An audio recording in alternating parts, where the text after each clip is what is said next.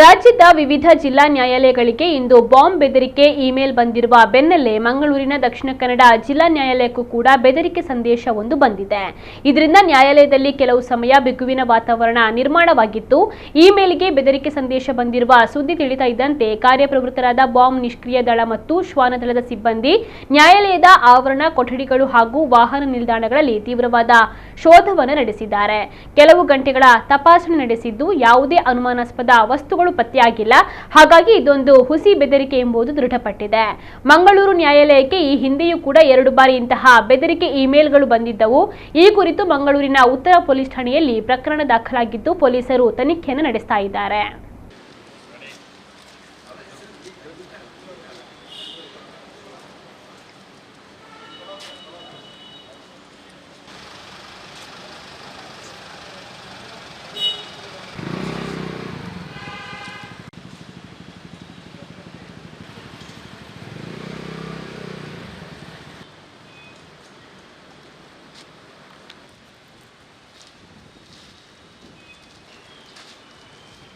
Okay.